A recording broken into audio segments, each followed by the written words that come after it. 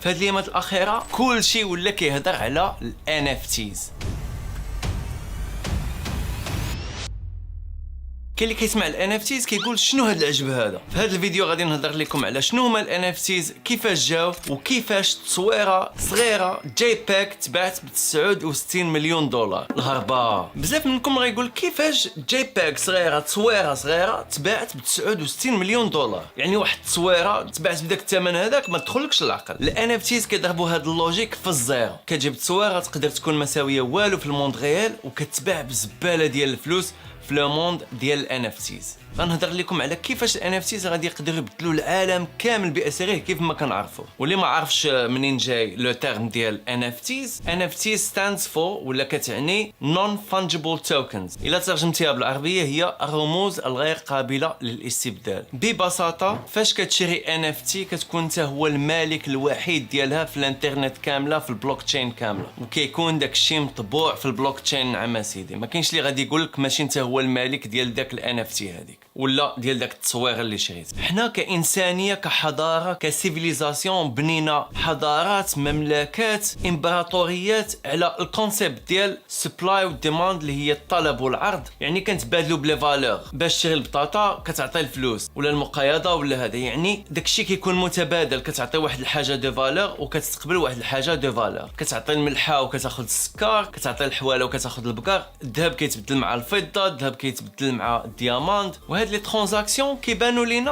لوجيك لحقاش القيمه ديال جوج الحوايج اللي غادي نتبادلوا كيكونوا تقريبا متقاربه، ولا فالور ديال داك الحوايج اللي كيتبادلوا كيكونوا مقدره. كلشي تعرف لا فالور ديالهم، ولكن وحنايا كنتقدموا ولينا كنبعدوا من الحاجه ديال اننا نديروا التجاره في الحوايج اللي غادي يساعدونا باش نعيشوا بحال الماء والماكله. ولينا كنديروا التجاره بشي حوايج دو لوكس، ولينا كنعطيو فالور كبيره لشي حوايج اللي شحال هادي جدودنا القدام غادي يقولوا مال هاد الناس هادو حماق ولا شنو. كان الشغل الشاغل ديالهم هو مثلا هاد الماء المذاق ديالو خايب، ولا هاد الماكله تقدر تكون مسمومه الا جبناها من هاد البلاصه هادي. وحنا السايكولوجي ديالنا بعدات من هاد الشيء البيسيك اللي نحتاجوه باش نعيشوا. لان الا بغيتي تاكل راه كتمشي للريستورون ولا كتوردري الماكله من اوبر ايتس ولا كتمشي للسوبر مارشي كدير التقضيه ديالك ولا كتجيك حتى للدار. ما بقيناش كنخمو في داكشي، وسيرتو ملي كيوليو كيزادوا عندنا الفلوس بزاف كنبداو كنعطيو فالور للحوايج بحال واو شوف هاد التصويره كتبان واعره، ولينا كنعطيو فالور كبيره للارت الفن. وبسبب ال NFTs ولاو الناس كيحطوا زباله ديال الفلوس في التصويره اللي فيها البصمه ديالهم في البلوك تشين، لانهم المالكين الوحيدين ديال داك التصويره هذيك في البلوك تشين كامله. فشكال هاد القضيه؟ هادشي اللي كنسميه انايا سبجكتيف ويرث. شنو هي سبجكتيف ويرث؟ هي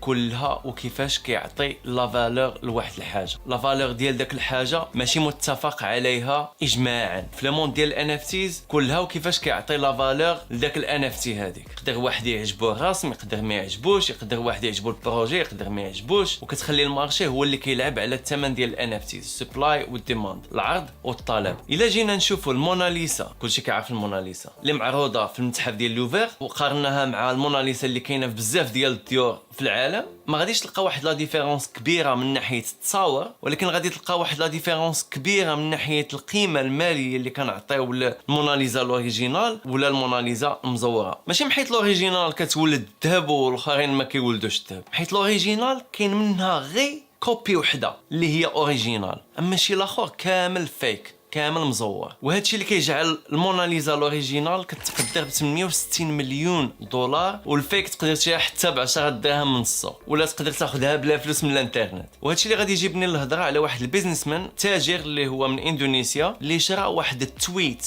just setting up my Twitter اللي كان غردو جاك دوسي. هذه واحد 15 عام. جاك دوسي هو الكو فاوندر ديال تويتر. شحال شراه؟ 2.9 مليون دولار. ما تدخلش للعقل. انت تقدر ما تدخلكش للعقل، ولكن داك السيد جاتو اول تويت ولا اول تغريده اللي دارها جاك دوسي فيها واحد القيمه كبيره. انت ما جاتكش كتسوى واحد القيمه كبيره كما قلت لكم كلها، وفين كيلقى سبجكتيف ويرث ولا سبجكتيف فاليو ديالو. واش خباركم بلي واحد التصويره جي باك تباعت ب 69.3 مليون دولار ديال بيبل؟ دابا هذا اللي شرا غادي يقول واو انا الوحيد في العالم اللي عندي هاد التصويره هذه. ما كاينش شي واحد في العالم اللي غادي يقول هاد التصويره راها ديالو، لانها مطبوعه بالبصمه ديالو في البلوك تشين، وكيقول انا هو الوحيد في العالم اللي عندي هذه الحاجه اللي القيمه ديالها كبيره بزاف، وغير انا الوحيد اللي كنملكها، حتى شي واحد اخر ما كيملكها. وهذا الشيء الخوت اللي كيجعل ال NFTs يتفرقعوا من ناحيه القيمه الماليه. هذا لفت ان بنادم كيقول انا الوحيد اللي نقدر نملك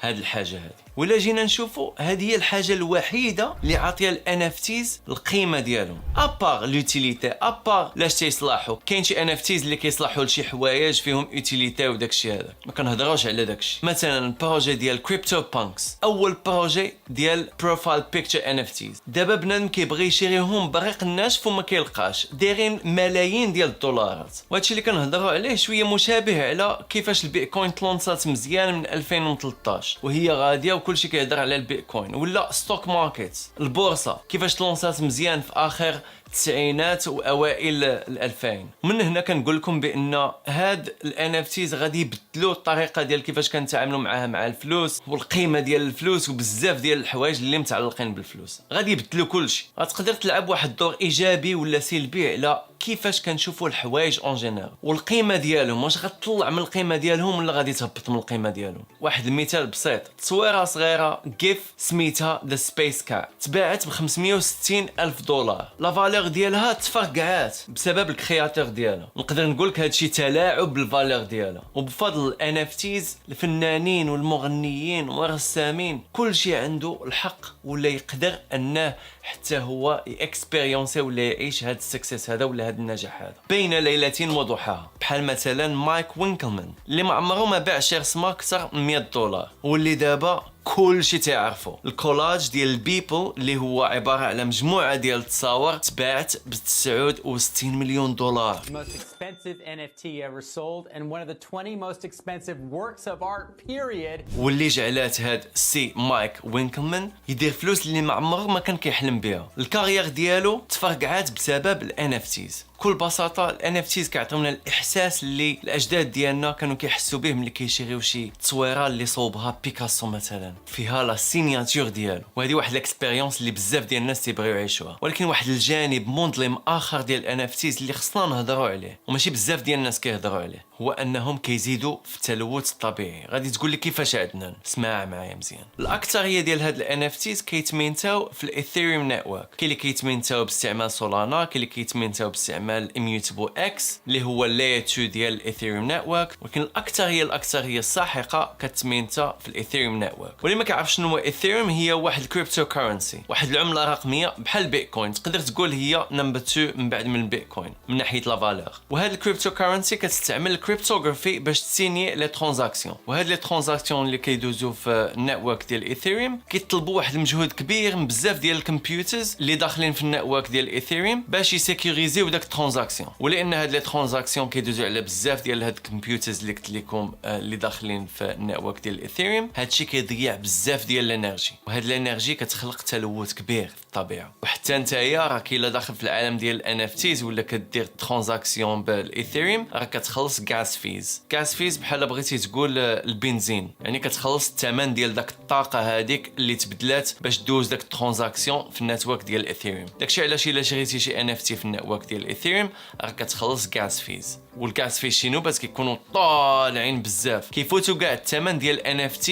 الا مينتيتيها. وكل نوبه كتبغي دير شي اكتيفيتي خاصه بداك NFT بحال مثلا تبدل لو بري ديالها ولا تبيعها ولا تشريها كتخلص الغاز فيز. وهاد الكميه الهائله ديال الالكتريسيتي ولا الكهرباء اللي كيتطلبوها هاد الحواسيب كاملين باش يدوزوا لي ترانزاكسيون ديال الايثيريوم في الايثيريوم نتورك، راه كتقدر تعطي كميه الكهرباء اللي تحتاجها بلدان ومدن وتقدر تحل بزاف ديال المشاكل. ولكن كنبدلوا داك الطاقه الهائله غير باش نساتيسفاو الاحتياجات ديالنا ديال بغينا نشريو NFT واعره، NFT زوينه، شي بينتين اللي يبان كول. نقدر نقول لك هادو من النقط السلبيه ديال NFTs. هذا كان فيديو تعريفي على شنو هما NFTs وكيفاش واحد التصويره صغيره كتسوى زباله ديال الفلوس. الا بغيتوا ان شاء الله فيديوهات قادمه ندير لكم داكشي التطبيقي ديال كيفاش تربحوا الفلوس من NFTs، كيفاش تخدموا في الدومين، كيفاش تعرفوا فوقاش تشريو وفوقاش تبيعوا، بزاف ديال الحوايج اللي متعلقه بهذا الدومين هذا. كتبوا لي لتحت في الكومنت الا كنتم مهتمين بهذا الشيء. واللي بغى معلومات على هذا المجال اكثر راه سليم حميدي ويونس قاسم يهضروا على هذا الدومين هذا بزاف ديال الفيديوهات، سيروا تبعوهم، راه داكشي ديالهم زويون وراه المعلومه موجوده، غير خصكم تقلبوا عليها. ديروا داك اللايك، سبسكرايب، كومنت، ضغطوا على زر الجرس باش يوصلكم الفيديوهات كيف ما نطلعكم. تبارك الله عليكم، نشوفكم الفيديو الجاي ان شاء الله.